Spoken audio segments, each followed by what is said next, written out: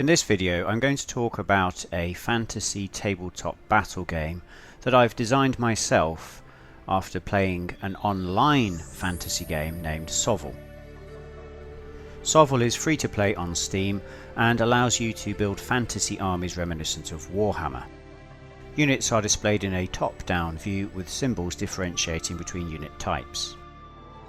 Units have a simple profile of statistics which determine how well they fight, and the game uses dice rolls to determine the actions of combat. The simple top-down view and bright colours are very reminiscent of White Dwarf battle reports of the 1990s.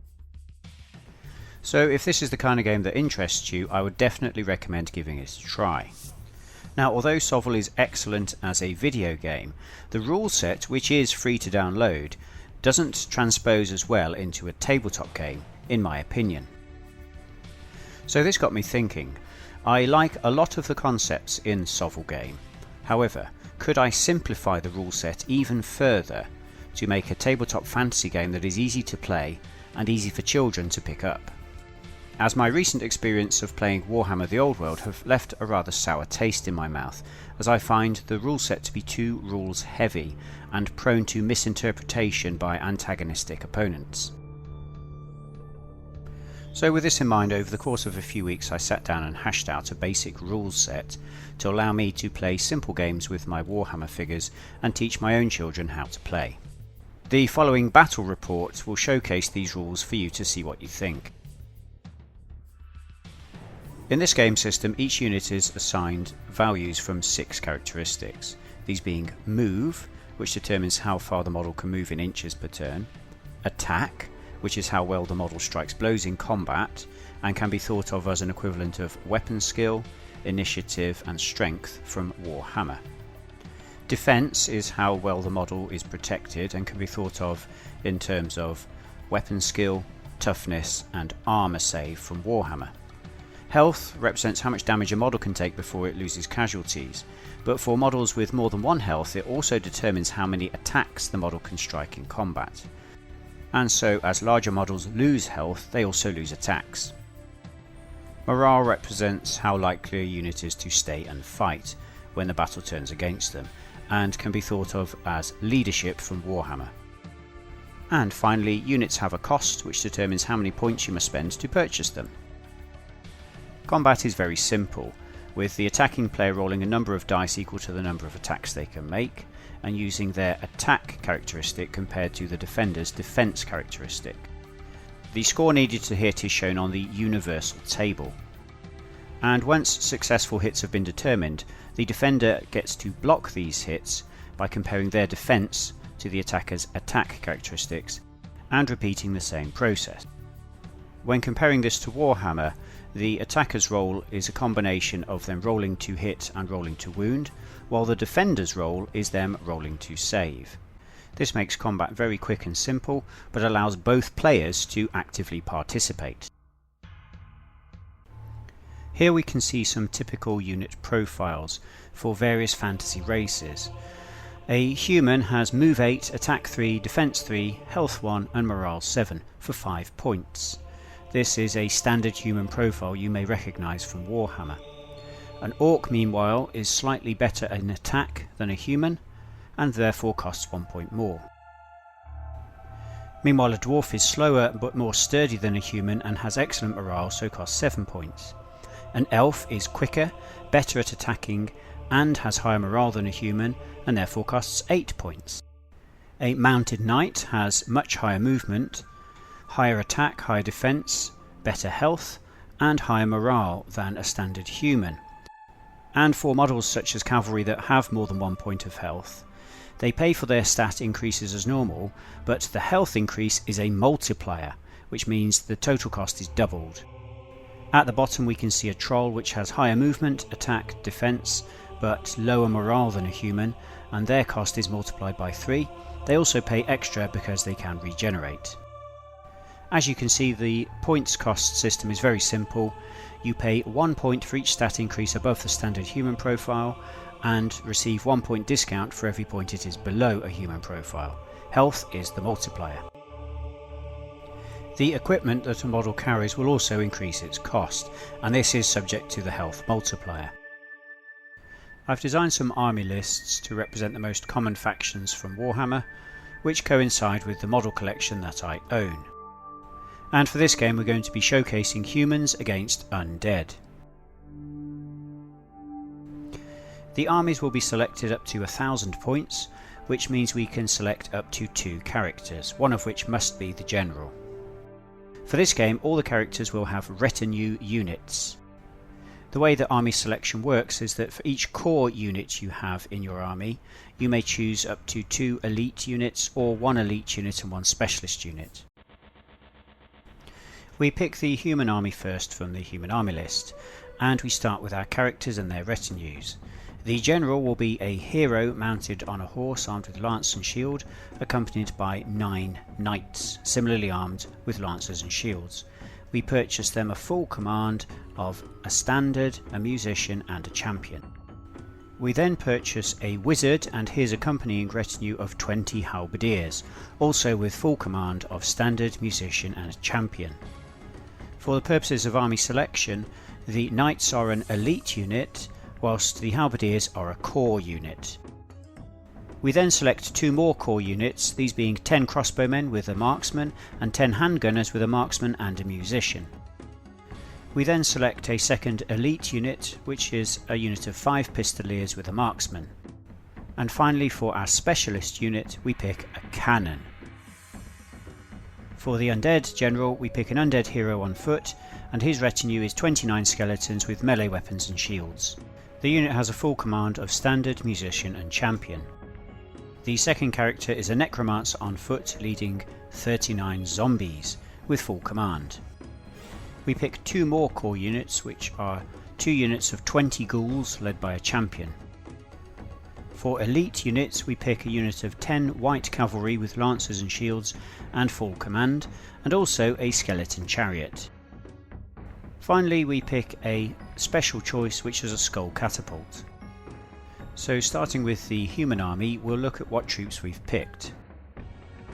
First we have the general leading his retinue of knights.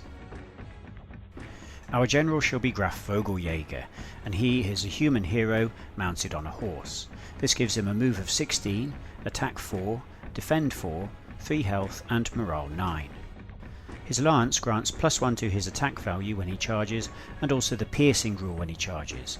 The piercing rule reduces the enemy's defense value by 1 point. Finally, his shield grants him +1 defense. The Graf's retinue of knights are his household retainers. They are cavalry with move 15, attack 4, defend 4, 2 health and morale 8. They also have lances and shields, which boosts their defense to 5. Their standard bearer grants +1 to their combat score, their musician grants them +1 move, and their champion gives an extra attack in combat. Next we'll look at the wizard's retinue of halberdiers. Our wizard is Helmut Feuerbach. He is infantry with a move of 8, attack 3, defend 3, 2 health and morale 8. He is equipped with a melee weapon, which gives him +1 to his attack value when he charges, and he's allowed to select 2 spells from the spell list. He chooses Fireball, which is a ranged attack requiring line of sight and causes 4 attacks against a target within 20 inches. He also chooses Empower, which is a 10-inch range spell that grants +1 attack and +1 defense to any friendly target unit within range. Next we look at the halberdiers, who are standard human infantry with move 8, attack 3, defense 3, 1 health and morale 7. Their halberds combine the qualities of a spear and a double-handed weapon, granting them +1 defense when they are charged, and also granting them the piercing rule. Their command group grants them +1 to their combat score, +1 move, and +1 attack dice. Next up are the handgunners. Once again they have the standard human profile, and their handguns are range 15 weapons with an attack value of 4 and the piercing special rule. Their musician grants them +1 move. Moving on to the crossbowmen. Again they have the standard human profile, and their crossbows are range 20 weapons with attack value 4.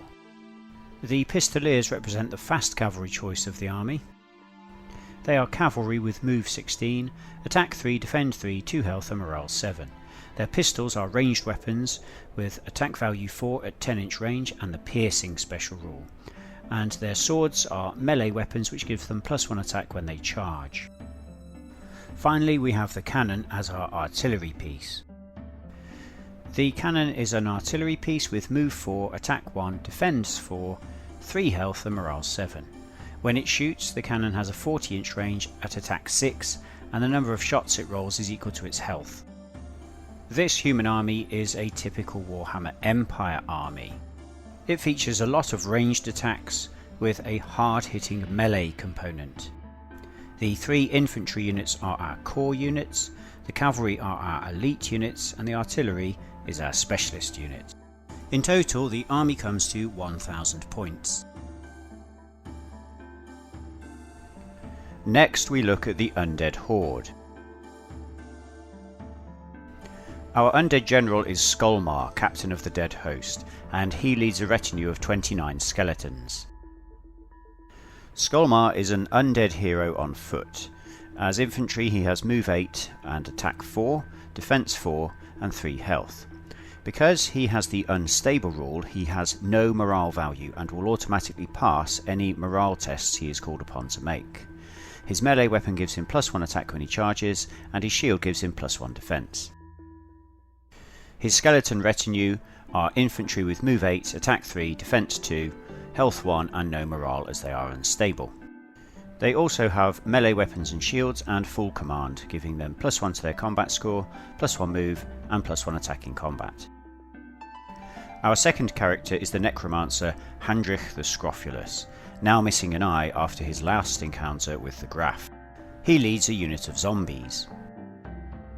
As a human wizard, our necromancer is infantry with move 8, attack 3, defend 3, 2 health and morale 8. He is not unstable, so does have a morale value. His melee weapon gives him +1 attack when charging, and his 2 spells are Heal, which has a 10-inch range and restores D3 lost health to a target unit, and Curse, which also has 10 range and reduces the target's attack and defend value by 1 point each. His retinue of 39 zombies are infantry with move 7, attack 2, defense 3, 1 health and no morale as they are unstable.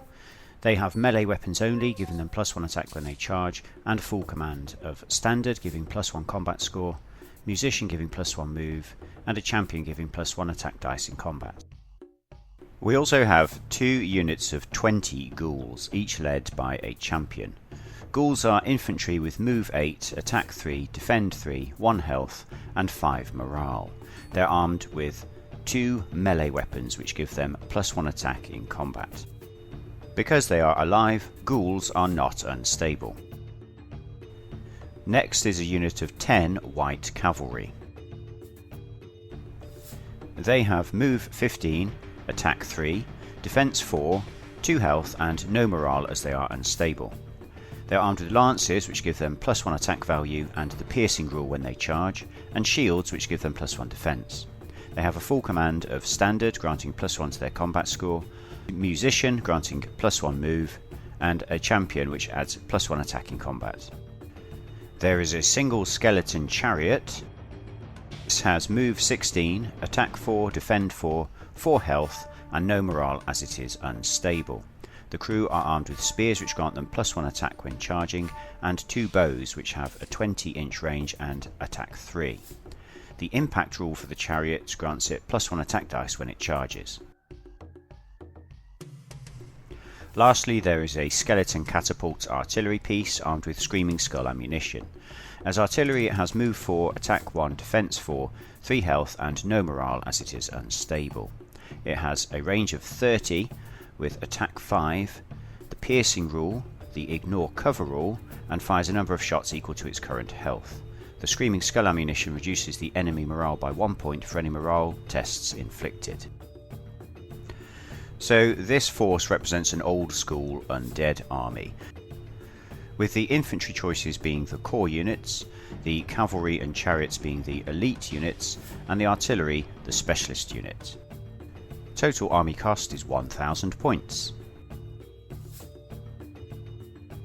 We then set up some scenery to represent the outskirts of a typical Empire village such as Fassberg.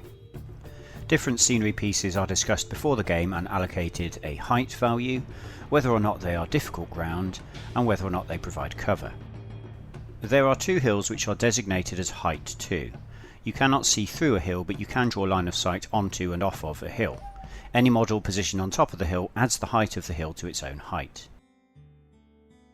There are 3 buildings, all of which are impassable and block line of sight.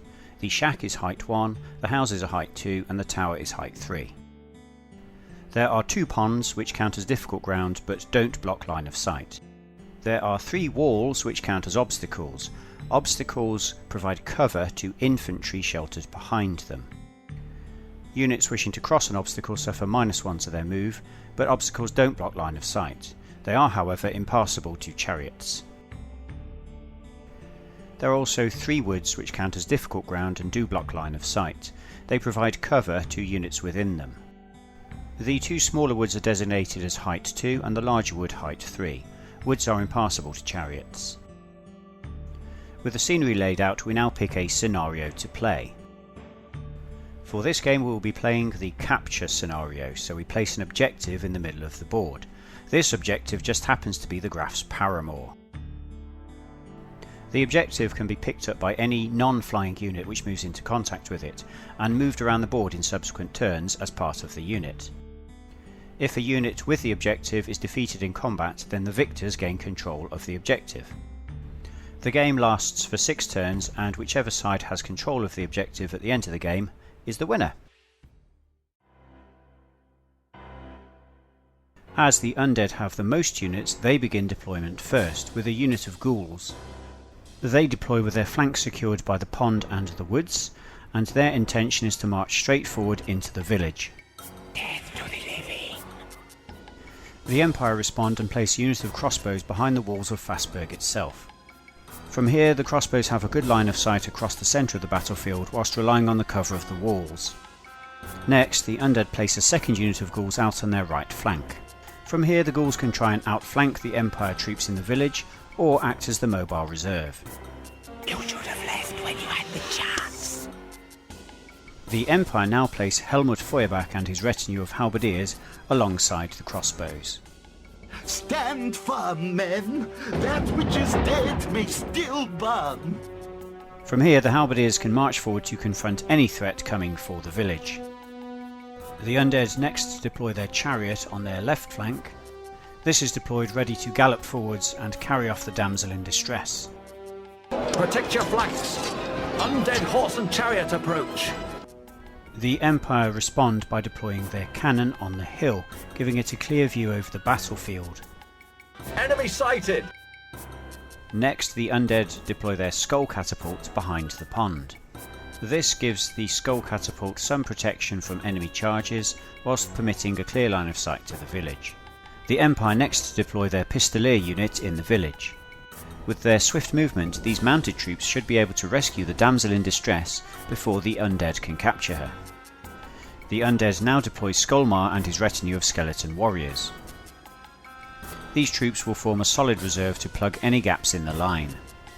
Give up your life and lay down with the dead. I have you surrounded. The Empire troops are already beginning to look severely outnumbered.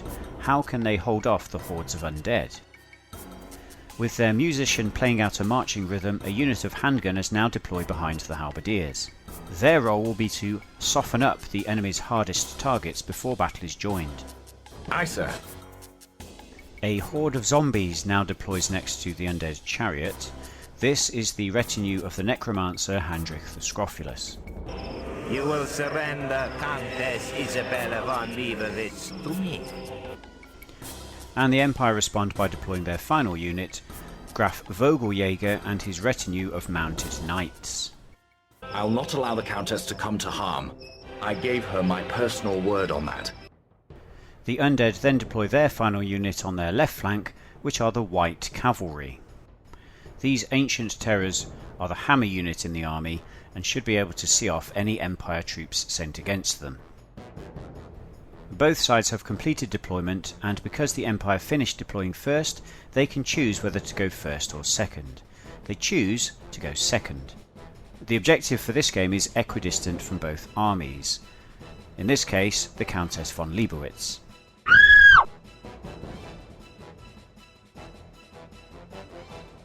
The Undead take the first turn and immediately put their wicked plan into action.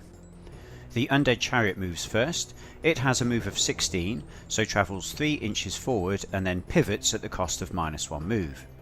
It then uses its remaining movement allowance to head straight over to the Countess. The chariot chooses to capture the Countess, so her model will remain in base contact with the chariot and will move along with it at a reduction in 2 points of movement. If the Countess is still in the possession of the Undead player at the end of the game, the Undead will win. Next, the right flank ghouls move. They head forwards, pivot, and then forwards again to move between the woods and the lake. The centre ghouls move next, followed by the skeleton retinue of Skolmar. Both units move straight forwards 8 inches. The cavalry go next. They have a move of 16 thanks to their musician, so they travel straight forwards up to the wood. The wood then imposes a -1 movement penalty, and they also pivot up to 90 degrees, which imposes another -1 movement penalty. They end up here. Handrich's zombie retinue then moves up in support of the chariot. Thanks to their musician, they also have movement 8 and end up here. The movement phase now ends, and we move to the shooting phase. The Undead have 2 units which can shoot, the chariot and the artillery. The bows carried by the skeleton charioteers have a range of 20 inches and an attack value of 3. They target the pistoliers, who have a defense value of 3. Attack 3 against defense 3 requires a 4+ to hit, where no other modifiers apply. We roll 2 dice and score 1 hit. The pistoliers now get to avoid the incoming bow fire by making their defense roll. We compare their defense 3 to the bow's attack of 3, and they require another 4+. We roll 1 dice but fail to avoid the shot. The pistoliers lose 1 point of health, so this is recorded against the unit. As each model has 2 points of health, 1 point is not sufficient to remove a whole model. The skull catapult is actually out of range of all enemy units this turn, so will not fire. And with this, the Undead's first turn ends. The Empire begin their turn by moving the pistoliers. The pistoliers have a move of 16, so first of all they move straight forwards. They then elect to move sideways to their left. Moving sideways reduces your total move by 2, so the pistoliers' move value drops to 14. Having already moved 6 inches forwards and 6 inches sideways, the pistoliers have 2 inches now remaining, so head forwards. The pistoliers have halted just outside of the charge range of the ghouls, whilst keeping the enemy within pistol range. Next up, the knights trot forwards out of the village to bring multiple enemy units within charge range. Engage! The halberdiers bravely march straight forward into the teeth of the enemy, led by the wizard. Attack! Behind them, the handgunners move forward and then wheel to their left to bring the chariot into line of sight. Target received! The remaining Empire units hold position, and we now move to the shooting phase. The pistoliers go first. Their pistols have a range of 10 and an attack value of 4. They can fire 1 shot per pistolier, plus 1 for the marksman, for a total of 6 attacks. They choose the chariot as their target and can draw a clear line of sight from the centre of their front rank. We roll 6 shots. The pistols have attack 4 and the piercing special rule, which brings the chariot's defence down from a 4 to a 3. A 3+ is required to hit. We score 4 hits. The chariot now gets to block these hits by rolling its reduced defence of 3 against the pistol's attack of 4. A 4+ is required to block the shots, and 3 are blocked. The chariot's health is reduced by 1 point, so we put a marker next to it to record this. Next, the wizard launches a fireball at the chariot. He needs a 2+ to cast it, which succeeds, and the chariot is within range and line of sight of the spell. A fireball rolls 4 attack dice with an attack value of 4. Attack 4 against defense 4 requires a 4+ to hit. 2 hits are scored. The chariot can now block the 2 hits and rolls 1 4+. The chariot has sustained 1 more damage to its health, which we record next to it. Next, the crossbows also shoot at the chariot. Crossbows have a range of 20 inches and an attack value of 4, and the unit can shoot in 2 ranks. We roll 10 attacks and score 7 hits. Open fire!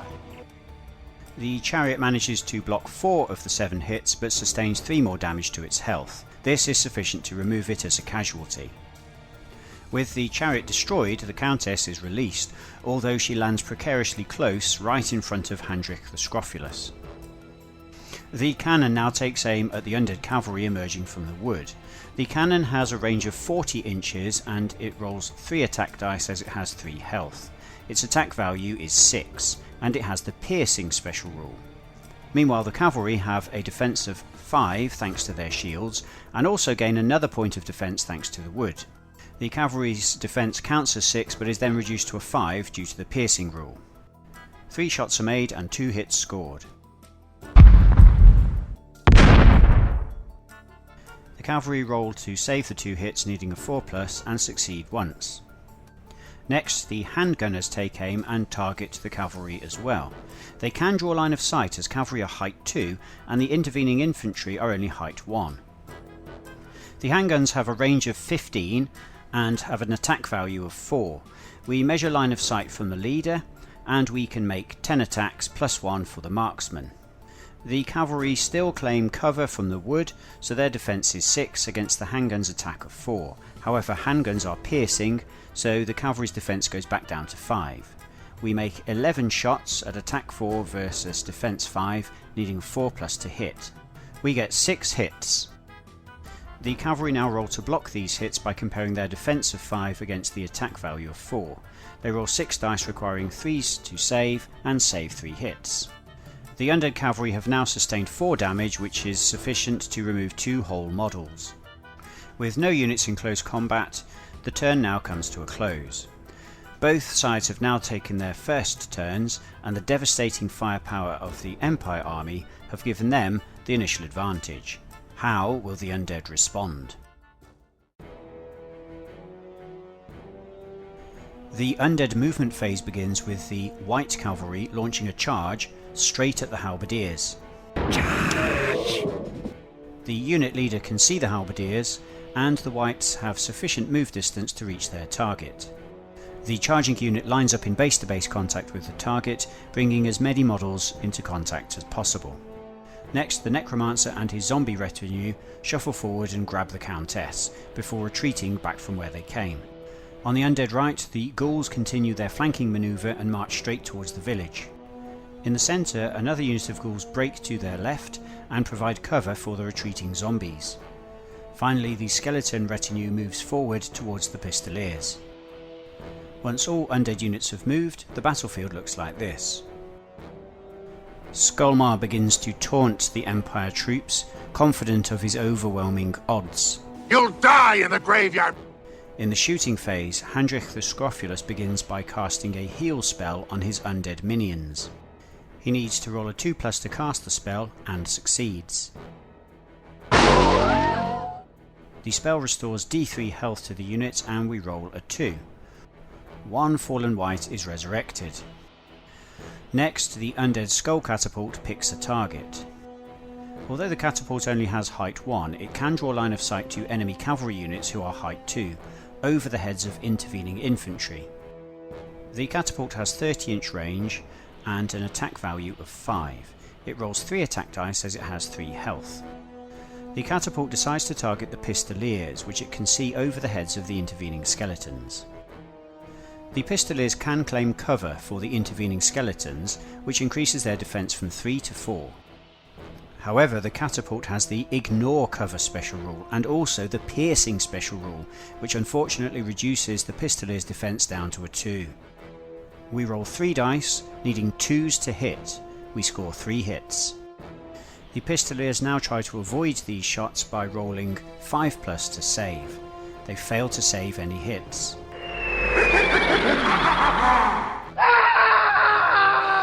The pistoliers have now taken 4 damage, which is sufficient to remove 2 models. We now move to close combat, and the white cavalry get to attack first because they charged. Each white in contact has 2 health, which means they can make 2 attacks. The whites not in contact can make supporting attacks for 1 dice each. There is also a champion who adds 1 additional attack. This totals 15. The whites have an attack value of 4 thanks to their lances. The halberdiers have a defense value of 3, but they gain +1 defense due to their halberds as the enemy have charged them in the front. Unfortunately, when charging, lances impose the piercing rule, so the halberdier's defense drops back down to 3. Attack 4 against defense 3 requires a 3+ to hit. The whites score 9 hits on the halberdiers. The halberdiers make 9 saves requiring a 4+.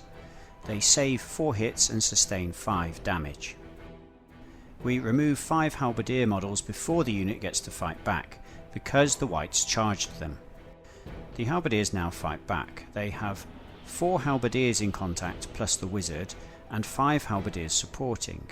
There is also a champion who adds 1 attack. However, because the halberdiers have been charged, the total amount of attacks they can make is reduced by the amount of damage they've taken, in this case 5. The halberdiers can make 5 attacks, and their halberds have the piercing rule, which reduces the whites' defense down from a 5 to a 4. The halberdiers therefore need a 4+ to hit. Meanwhile, the wizard has 2 health, so rolls 2 attack dice. He has attack 3 against defense 5, so needs a 5 to hit. In total, the halberdiers score 3 hits and the wizard scores 2. The whites then roll their saves, needing 3+ to stop all damage. They score 3 saves. The whites have suffered 2 damage, so we remove 1 model. With all the attacks made, we now total up the combat score for each side. The whites inflicted 5 damage on the halberdiers, and they have a standard in their front rank, so their combat score is 6. Meanwhile, the halberdiers scored 2 damage on the whites, but they also have a standard in the front rank, and they have a complete rank behind the first 2. This scores them a total of 4. The halberdiers have lost the combat by 2 points and must make a morale check. The halberdiers have morale 7, but the wizard has morale 8, so we test against his value. The halberdiers roll 2 dice, needing 8 or less to pass, but they roll a 12, so fail. Because the halberdier unit still has at least 50% of its starting strength, it doesn't have to flee combat. Instead, it is forced to give ground to the white cavalry by 1 inch for every 2 points by which it lost the combat. This means the halberdiers retreat 1 inch. The whites can now choose to either take ground and move back into contact with the halberdiers, or stay where they are and reform on the spot. As it is the Empire's turn next, the whites select to take ground and move back into combat with the halberdiers. This means the combat will continue next turn with both sides locked in combat. The combat phase now ends, and that's the end of Undead Turn 2, with the battlefield now looking like this. The Empire's second turn begins with Graf Vogeljäger leading his knights in a headlong charge into Handrik the Scrofulus's zombie regiment. Charge! Meanwhile, the Pistoliers beat a hasty retreat, backing out of charge range of the approaching skeletons and ghouls. The handgunners then shuffle sideways to allow the halberdiers room to retreat, and then the crossbowmen do the same to keep the ghouls within their line of sight. In the shooting phase, Helmut Feuerbach casts Empower upon the halberdiers, granting them +1 attack and +1 defense this turn. The cannon then attempts some counter battery fire and targets the skull catapult. The cannon has height 1 but is on a height 2 hill, so has a combined height of 3. This allows it to draw line of sight over the intervening cavalry, which are height 2, and targets the skull catapult. However, because the height of any intervening units or terrain is not 2 height levels lower than either the target or the shooter, then the target counts as being in cover. The cannon can roll 3 attack dice as it has 3 health, and its attack value is 6. The catapult has a defense of 4, which is increased to 5 due to the cover, but then decreased back to 4 due to the cannon's piercing rule. Attack 6 against defense 4 requires a 3+ to hit. We roll 3 dice and get 3 3s. 3 damage is caused on the catapult, and it gets to block this damage by comparing its defense of 4 to the cannon's attack of 6. A 5+ is required to save, and we save 1 point of damage. The catapult records 2 points of damage to its health. The remaining pistoliers then shoot at the ghouls. Their pistols have attack 4 and the piercing rule, reducing the ghouls' defense down to a 2. They need a 3+ to hit and score 2 hits. The ghouls need to roll 5+ to dodge these shots, and 1 ghoul succeeds. The handguns also target the ghouls and also require 3s to hit. They score 7 hits. Only 1 ghoul dodges this hail of bullets, and they sustain 6 casualties. The crossbows then target the same unit of ghouls and inflict 7 more hits. The ghouls need a 4+ to save against crossbows and save 3 hits. The ghouls take 5 more casualties, which reduces them to below half unit health.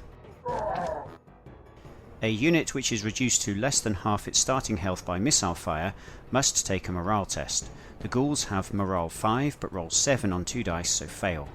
Because the ghouls failed their morale test, they are now driven back by the missile fire, which reduced them to less than half strength.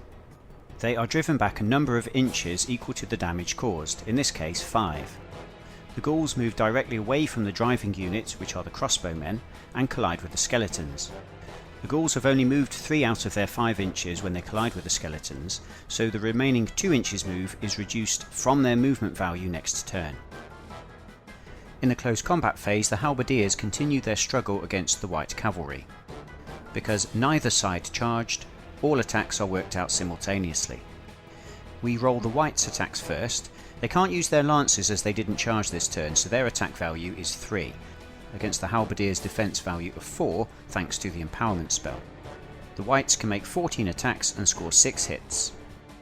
Thanks to their increased defense, the halberdiers can block these hits on the roll of 3 and only 2 for casualty. The halberdiers and the wizard all strike back. Thanks to their spell, they all have attack 4 and require a 4+ to hit the whites. 5 hits are scored. The hits from the halberds have the piercing rule, so reduce the whites' defense down to a 4 and require a 4+ to block them, whereas the hits caused by the wizard can be blocked on a 3. The whites take 3 damage. The halberdiers have scored 3 damage plus 1 for their standard, whilst the whites have scored 2 damage plus 1 for their standard. The halberdiers win combat by 1 point. The whites are unstable, so don't have to take a morale test when they lose combat. Instead, they simply suffer 1 point of damage equal to the difference in combat scores. Both units now remain locked in combat and will fight again next turn. The knights thunder into the zombie regiment, and as both units have characters in them, both characters must target all their attacks against each other until one of them is victorious, before they are allowed to strike any blows against the unit. Likewise, the characters cannot be targeted by the enemy units unless they're the only model remaining. The knights go first. They have attack 4 against the zombies' defense of 3. However, the knights are armed with lances, which give them +1 attack when they charge, and the piercing rule when they charge, which reduces the zombies' defense down to a 2. 5 against 2 requires a 2 to hit, and we score 12 out of a possible 14 hits. Defense 2 against attack 5 requires a 5+ to save. The zombies roll to save the damage and save 4 out of the 12 hits. 8 zombies are removed as casualties. As the knights charge them, the zombies' return attacks are reduced by the damage they've suffered. The zombies have attack 2 and the knights have defense 5. They can make 2 attacks and score 2 hits. The knights make their saves, but one knight is wounded by the crude blow of a zombie. We now work out the duel between characters. Graf Vogeljäger singles out Handrich the Scrofulous with the point of his lance and aims straight for his black heart. The Graf has 3 health and attack 4, but the lance grants him +1 attack and the piercing rule. Meanwhile, Handrich has defense 3 and 2 health, but the lance reduces his defense to a 2. The Graf rolls his 3 attacks, needing 2s to hit, and scores 3 hits. Handrich needs 5s to block the damage and fails to block any. He is slain outright.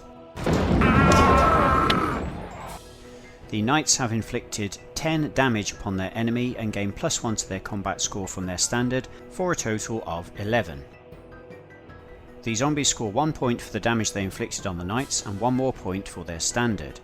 As they have at least 3 complete ranks behind the first 2, they add another 3 to their score for a total of 5. The zombies lost combat by 6 points, so 6 more zombies are removed. As the knights won combat against the zombies, The Countess is immediately removed from the zombie unit and placed behind the Knight unit. She has been rescued, at least for now. With the loss of their wizard and the loss of the prize, the undead are now at a severe disadvantage. Nevertheless, they continue the assault on the village, with the diminished ghouls heading towards the handgunners to seek revenge. Keen to steal the Countess away once more, Skolmar and his skeletons make a pivot move to their left and then move the remaining 7 inches straight towards the knight's flank. Meanwhile, the fresh unit of ghouls moves up to threaten the pistoliers and the distant crossbowmen. The zombies just need to hold out for one more turn, and then Skolmar and his skeleton horde can pin the knights against the woods. Meanwhile, the ghouls have still got enough numbers to take out all the remaining Empire missile troops. In the shooting phase, the Skull Catapult once again targets the distant pistoliers. As the catapult only has 1 point of health remaining, it only makes 1 attack this turn. However, this attack does hit once more, the pistoliers fail their save and suffer 1 more damage. The Whites continue their struggle against the Halberdiers, inflicting 6 hits on them this turn. The Halberdiers succeed in making 3 saves but lose 3 models. In response, the Halberdiers and Wizard get 5 hits on the Whites, but the Whites make 3 out of 5 saves and only suffer 2 damage. The Whites have won this combat by 4 points to 3, so the Halberdiers have to pass a morale test as they've lost by 1. They pass on the Wizard's morale of 8. It is at this point that the Undead player realises that they've made a mistake in the movement of their skeleton regiment, leaving their flank exposed to the pistoliers. So the Empire player generously allows the Undead player to take that move back and reposition the General's skeleton regiment in a more favourable position. We then move to the ongoing struggle between the zombies and the knights. The zombies score 4 hits this turn, and the knights fail 1 save, so they've now lost 1 model. Meanwhile, the knights and the Graf inflict 10 hits on the zombies, who save 4 of them. The zombies take 6 damage, and this engagement ends with the knights scoring 7 to the zombies 3. The zombies lose 4 more models. In Empire turn 3, the pistoliers move sideways to avoid the charge arc of the ghouls, whilst the handgunners move backwards to avoid the second unit of ghouls approaching their location. In shooting, the pistoliers score 3 hits on the ghouls who fail to save. The crossbows target the damaged unit of ghouls, inflicting 3 hits, but the ghouls save 2. The ghouls only take 1 point of damage, but as they're now below half health, they must pass a morale test or be driven back 1 inch. They fail. The handguns then open up on the ghouls as well, inflicting 8 hits.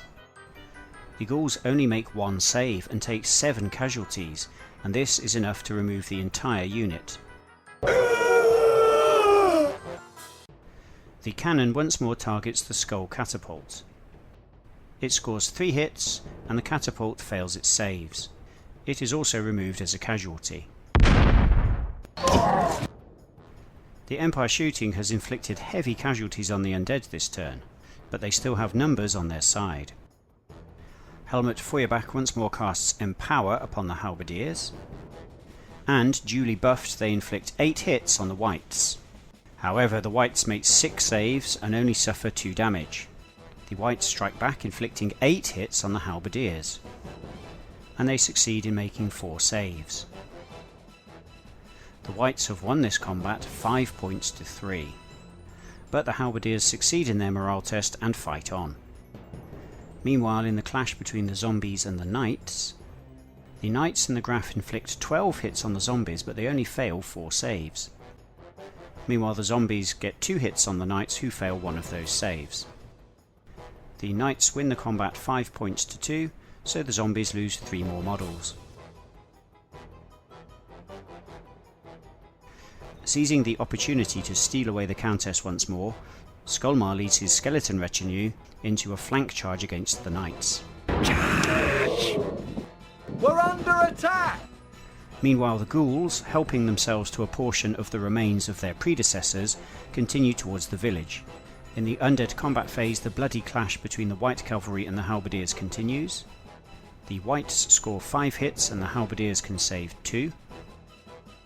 Whilst the Halberdiers and Wizards score 4 hits, and the Whites also save 2.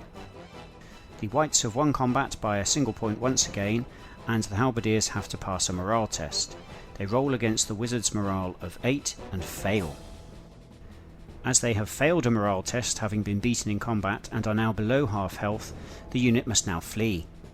The Halberdiers about face on the spot and immediately make a full move directly away from the Whites. Meanwhile, the Whites will have the chance to charge their enemy once again in their own movement phase or pick another target. The Skeleton Regiment led by Skolmar now attacks the flank of the Knights. As the Graf is already engaged to his front against the zombies, he cannot move within his own unit to challenge Skolmar to a duel. The Skeletons have attack 3 but gain +1 attack as they've charged and are armed with a melee weapon. Meanwhile, Skolmar has attack 4 and also gets +1 to his attack as he charged and has a melee weapon. The Skeletons and Skolmar strike first, requiring 4s to hit, and the Knights make 2 saves, sustaining 3 damage. This is sufficient to remove 2 models, as one model was already on 1 health. Casualties are always removed from the rear ranks first, and models not in base contact with the enemy take preference as casualty removal over those that are. The zombies then fight, but with their measly attack value of 2 they fail to score any hits. The Knights then fight back against the zombies and the Skeletons. They've lost 2 supporting attacks from the Knights that were removed as casualties, but they still manage 9 hits on zombies and 2 on Skeletons. The Skeletons save one of their hits, so suffer 1 casualty, whilst the zombies manage to save a whopping 6 out of 9 hits and only suffer 3 casualties. This means the Knights have scored 4 casualties and still have a standard, giving them a total of 5. Meanwhile, the Undead have scored 3 damage, they have 2 standards in this fight, they have a flank attack which adds 1 to their score, and 3 entire ranks behind the fighting ranks, which brings their total to 9.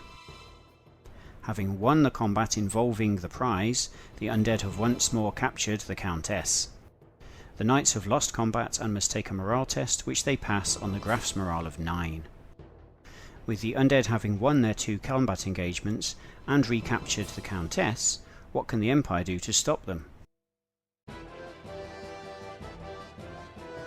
The Empire start by moving their Pistoliers straight forwards and behind the Skeleton Regiment. The Pistoliers then perform a pivot manoeuvre to bring the rear of the Skeleton Regiment into their charge arc ready for next turn. The fleeing Halberdiers can try and rally. This is the only action they may take. To do so, they take a morale test on the Wizard's morale value of 8. They pass. The Halberdiers may now reform to face any direction they wish, but cannot take any further actions this turn. Now, this rule is designed to keep my kids happy, in that their characters can stay in the game as long as possible. However, with hindsight, the ability to rally a unit that's been so heavily damaged seems unfair.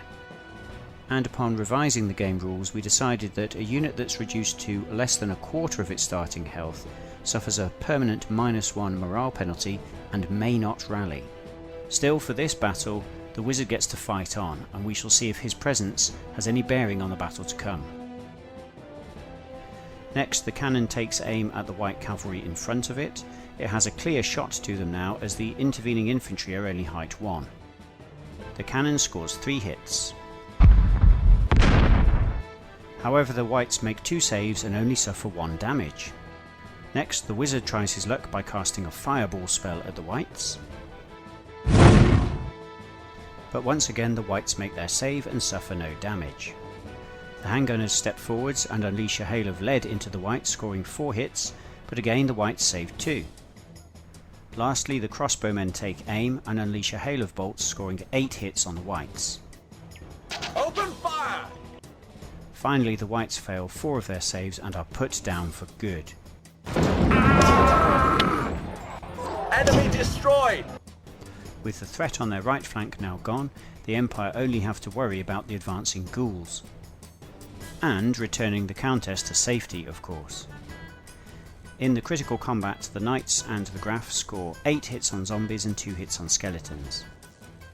1 skeleton falls casualty, as do all of the zombies.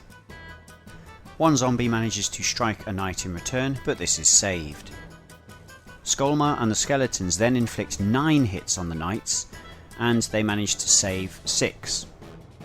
Although the zombies have been wiped out, the skeletons have caused enough damage to win combat. The knights have lost combat and must pass a morale test, which they do. The surviving ghouls are now within charge range of the crossbows, hiding behind the wall, so they greedily leap towards the humans, smacking their lips. We're under attack! In the ongoing combat between the skeletons and the knights' thick armour protects them against the blows of the undead this turn, and they only take 1 damage. In response, the single knight fighting to his flank kills 1 skeleton. The skeletons win combat due to their flank and ranks once more, and the knights must pass a morale test, which they do. This ongoing situation felt somewhat unfair against the knights, as they were not permitted to reform to face the enemy until they won a round of combat, which they were very unlikely to do. Based on this engagement, after this game I changed the rules to permit units that have lost a round of combat to do a combat reform in their own movement phase if they passed a morale test. In the combat at the village, the ghouls can make 11 attacks against the crossbowmen. The ghouls count as being armed with 2 melee weapons, which gives them +1 to their attack value. They have attack 4. The crossbowmen have defense 3, but as they are behind a wall, they can claim cover, so increase their defense to 4. The ghouls require a 4+ to hit and score 5 hits, and the crossbowmen make 2 saves. They lose 3 models. The 7 remaining crossbowmen then fight back. They have attack 3 against the ghouls' defense 3, so they require a 4 to hit and the ghouls require a 4 to save. 2 ghouls are killed. The ghouls still have 1 complete rank behind the first 2 fighting ranks, again +1 for rank bonus, so they win the combat 4 points to 2. The crossbows have to make a morale test as they've just lost a round of combat, and they fail with a roll of 9. Crossbows still have at least half their health remaining, so they will not rout. Instead, they are pushed back 1 inch as they lost the combat by 2. As the crossbowmen have given ground, the ghouls are permitted to take ground and continue the fight next turn. In turn 5, the brave Pistoliers decide to attempt a daring rescue of the Countess. They charge headlong into the rear of the skeleton regiment. Charge!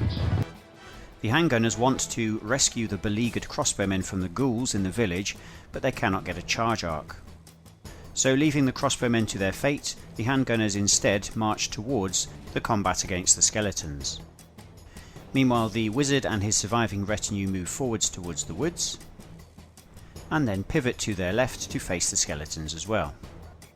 Hopefully the wizard's magic will prove pivotal in the key combat. With all the enemy units engaged in combat this turn, the cannon and handguns cannot shoot. Helmut Feuerbach attempts to cast the Empower spell upon the knights, but fails with a roll of 1. Meanwhile, in the desperate struggle in the village, the crossbows score 4 hits on the ghouls, but they save 3. The ghouls get 7 hits on the crossbows and they save 4. The ghouls win 3 points to 1, having lost their rank bonus. The crossbows take another morale test and fail with a roll of 8. The crossbows have lost more than half their unit health, and as they failed a morale test after losing a round of combat, they must flee. The crossbows immediately pivot 180 degrees and then make a full move directly away from the ghouls. In doing so, they are allowed to pivot around the impassable building. In their turn, the ghouls can either charge back into combat with the crossbowmen or turn around and seek new targets. We now work out the combat involving the Pistoliers, who are gallantly trying to rescue the Countess. The Pistoliers only have 5 health remaining in their units, so they get to make 5 attacks.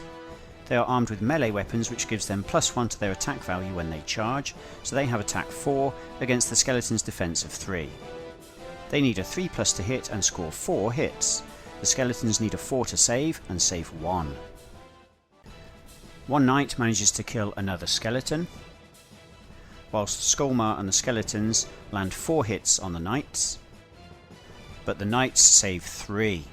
Models are not allowed to make attacks to their rear, so this round the skeletons are not able to fight against the Pistoliers. The Empire caused 4 damage, they still have a standard and they get +1 for a rear attack for a total of 6. Meanwhile the skeletons caused 1 damage, they still have a standard, a flank bonus and 2 ranks for a total of 5. This means the Empire has won combat by 1 point thanks to the daring intervention of the Pistoliers. The Undead are unstable, so don't take a morale test, but instead lose 1 model. But more importantly, as they've now won a round of combat, the Knights are allowed to reform to bring their fighting rank to face the Skeletons' front rank. And as they've won the combat, the Knights have secured the Countess. In their turn 6, the Ghouls decide to once more charge into the rear of the fleeing crossbowmen. The distance between the fleeing crossbowmen and the Ghouls' leader model is easily within their move allowance, so the charge succeeds. In the combat phase, the Ghouls inflict 9 hits on the crossbowmen, who only save 3. The unfortunate crossbowmen are all pulled down and meet a grisly end at the fangs of the Ghouls. The Skeletons score 5 hits on the Knights and they save 3. Meanwhile, the Knights score 7 hits on the Skeletons and they save 4. The Pistoliers get 3 hits on the Skeletons, who save 2. As both characters are now facing each other in the fighting rank, they must strike blows against each other in a duel. To the death! The Graf lands 3 hits on Skullmar, who saves 2. While Skullmar only manages 1 hit on the Graf, but this also penetrates his armour. With their ranks now dwindling, the Undead have lost combat once more, and 1 more skeleton crumbles away. The tide appears to have turned in favour of the Empire. In Empire turn 6, the Empire cannon pivots on the spot to face the Ghouls, whilst the handgunners charge into the flank of the Skeletons, sealing their fate. The cannon then targets the Ghouls. They can claim cover due to the height 2 house between them and the cannon, which brings their defence up to 4, but as the cannon is piercing, it goes back down to a 3. The cannon makes 3 shots needing 2s to hit, whilst the Ghouls need 5s to save, possibly saved only due to the fact they are hunkering down to their grim feast. Only 1 Ghoul is killed by the shot. This turn, Helmut Feuerbach successfully casts Empower upon the Knights. In combat, the charging handgunners go first and score 7 hits on the Skeletons. They save 3. Next, the Pistoliers score 3 hits on the Skeletons, who save 1. And then the Knights score 4 hits on the Skeletons, who save 2. The Skeletons score 3 hits on the Knights, who save 2, and 1 hit on the handgunners, who saves it. We then move to the duel of the characters to decide the fate of this battle. As both characters are now reduced to 2 health, they can only make 2 attacks. The Graf lands both his hits, but Skullmar parries 1. Whilst Skullmar's blows go wide of the mark and the Graf is unharmed. We then work out the combat result, and with all the damage caused, flanks, ranks and standard, the Empire score 12 to the Skeletons 2. As they are unstable, the Skeletons lose 10 health this round, and that's enough to crumble them all to dust, taking Skullmar with them. With 6 turns played each, the battle now comes to an end. And as the Empire have finished the game in possession of the prize, the Countess, they are the winners. Both me and my kids had a great time playing the game, and I'm broadly happy with the rule set that I've written, a few minor tweaks notwithstanding. I think the tabletop game is a close approximation to the video game, with a few positive additions of my own. I hope that this battle report has showcased the concept of designing your own games. It need not be hard, as you can still have a lot of fun with an extremely simple rule set. No doubt Graf Vogeljäger will return to defend Fassberg once again from the hordes of undead.